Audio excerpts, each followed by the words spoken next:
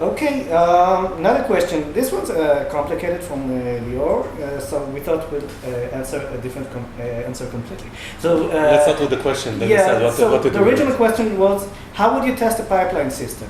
And he explains the system based on the object which process incoming messages via queue and send the results to in the form of new messages. And I think we just lost our director. I think so also. So we decided to answer a different question completely. Okay. Where do we start? There's a complex system, we need to test it. What do we do first? And the system is there. Yeah. DTD. We have the system, we need to... Actually, we did it. I didn't do it. A new guy just did it this week. The new guy. And he had the problem because... he was doing dishes. Well, when he didn't do the dishes, we sent him to test the legacy code. And you have a very complex system, everything is tightly coupled, you're in a big mess. And now you need to know how to cut the chunks so you can do something with them. So is this a mental process? Is this a tool process? It should be object specific, I don't know, target specific. You need to decide what you want to test and then write that test and do it. And try to minimize the amount of things you're testing because you end up with very big tests. Let's start with some rules of thumbs, some general guidelines. You should start with the acceptance tests. You should write the expected result of the entire system and write a simple test that drives it without too much faking, without too much isolation. Just make sure the system works. This way you're going to have your major scenarios covered and you're going to come back to them when you change something to make sure everything still works.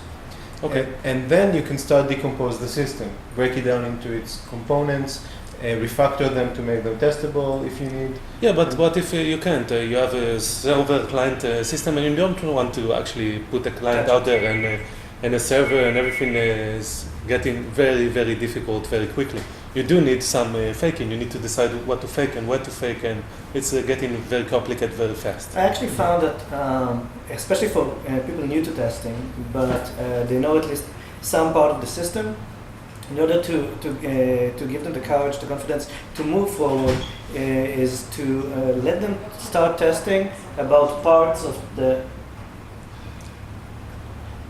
Let them start by testing parts of the system they know, they feel confident about. So they know what the expected behavior is from a single component. Let them write the test. They know what the result is expected, not just starting from the top level, but also the unit level.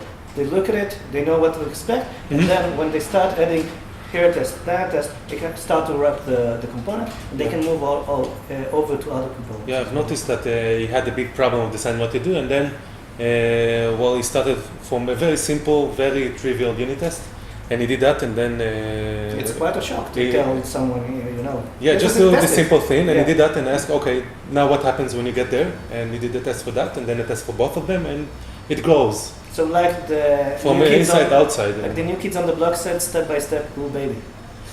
Yeah, just like that.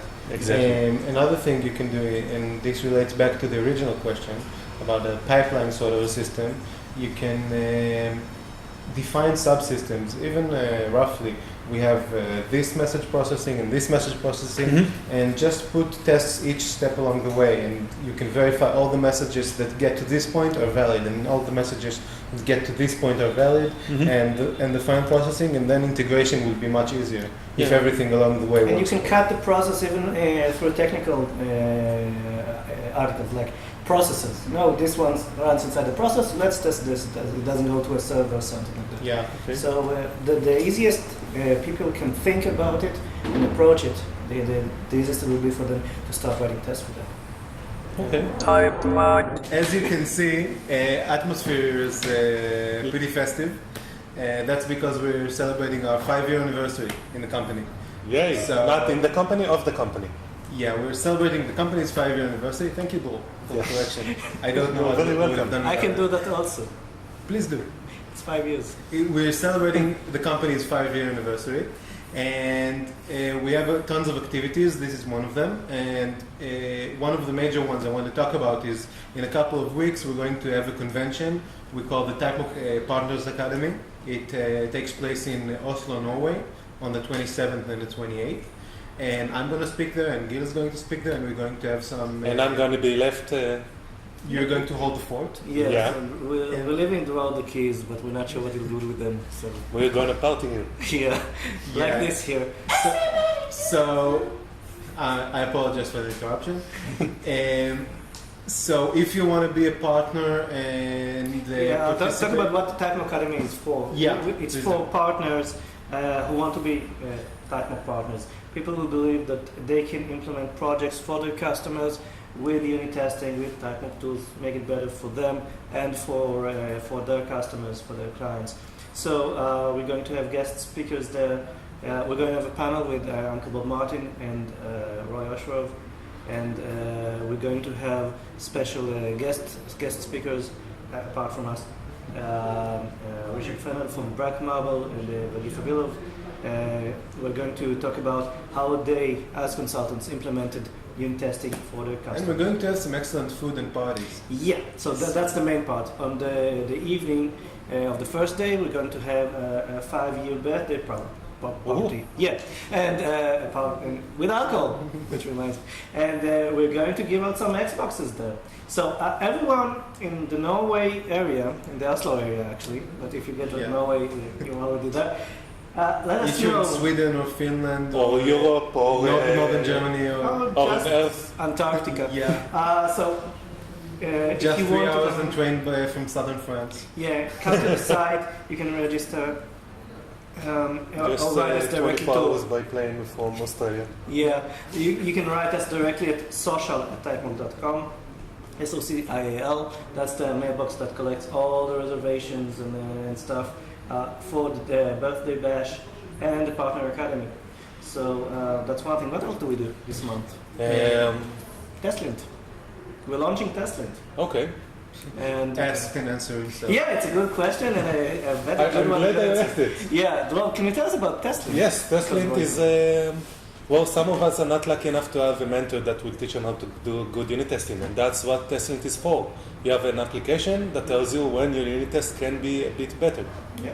Yeah, and it will help you refine your technique and catch problems early. And write good unit tests, which is Yeah. very hard. And Testlint works with Visual Studio 2010, which came out this week. Yeah, Yes. and actually Visual Studio 2010 is our tool of the week. Woo! Yeah, because they Go need it. Microsoft. It's Yeah, Notepad I know plus, you needed plus, it. plus. Yes. What do you use? Yeah, Visual Studio? whenever I want to read configuration files, that's what the tool I use. Yeah, well, it automatically happens. You just click on it and Visual Studio just jumps takes on. over. And Yeah. they finally got the add reference thing, not take 2 hours. Yeah, it's down to 1 hour. No, it's very fast because it's done in the background. Yeah.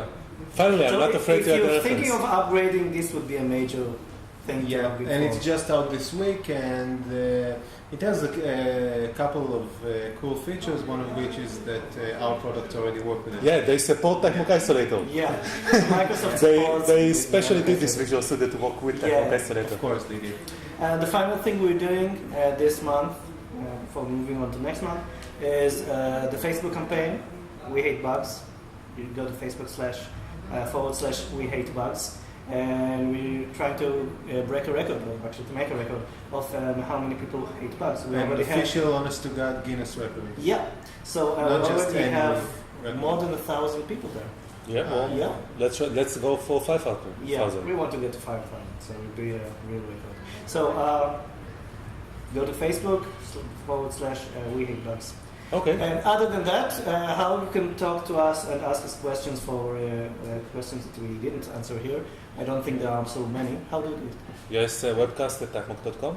That's webcast at typemock.com.